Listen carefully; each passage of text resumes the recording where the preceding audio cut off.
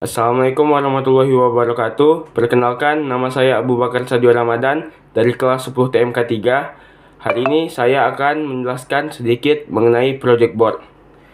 Ini merupakan project board yang biasa digunakan sebagai prototipe sebelum sebuah rangkaian kita solder di PCB. Jadi semisal kita membuat rangkaian pada Proteus, sebelum kita mengaplikasikannya kepada PCB, ada baiknya kita menggunakan project board ini sebagai bahan prototipe agar mana tahu ada kesalahan saat kita membuat rangkaian, jadi bisa kita perbaiki di sini.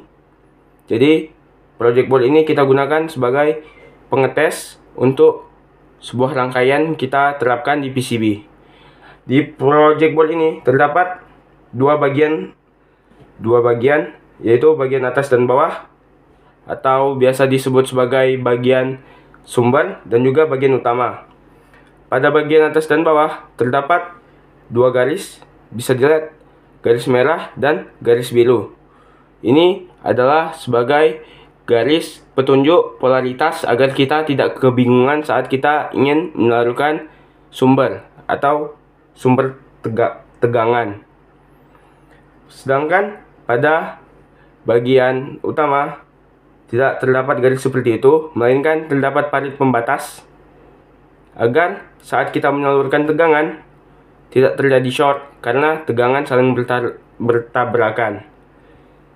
Jadi pada bagian atas dan bawah atau bagian sumber, saya sebut mereka terhubung secara horizontal atau dari kiri ke kanan,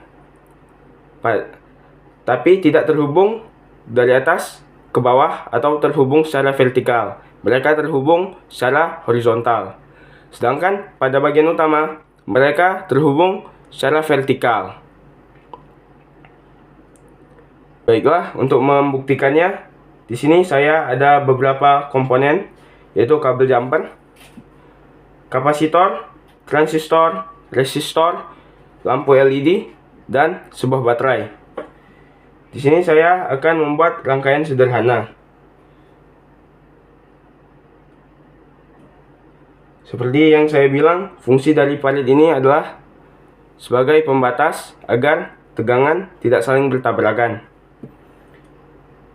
Dan fungsi resistor di sini adalah penyaring atau pemfilter tegangan agar tegangan yang masuk ke bola lampu seperti lampu LED ini tidak berlebihan.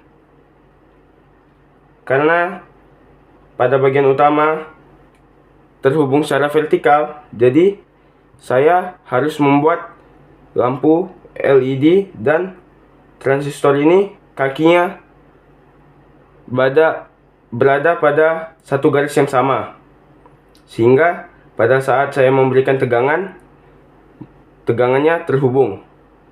Bisa dilihat di sini saya meletakkan resistor pada bagian negatif. Selanjutnya tinggal kita hubungkan dengan kabel jumper. Pada bagian utama ini dia juga bisa memberikan tegangan, tapi ada baiknya kita jumper ke bagian sumber agar tidak membingungkan kita saat membuat rangkaian yang lebih rumit. Setelah saya jumper, saya langsung hubungkan saja tegangan ini ke baterai.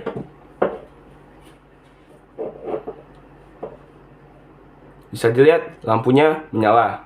Selanjutnya saya akan membuat rangkaian yang lebih rumit.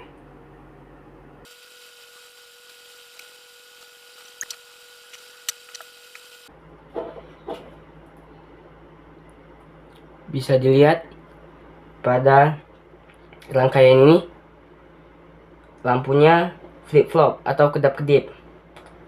Ini terjadi karena terpicunya arus short antara kapasitor, resistor, dan transistornya.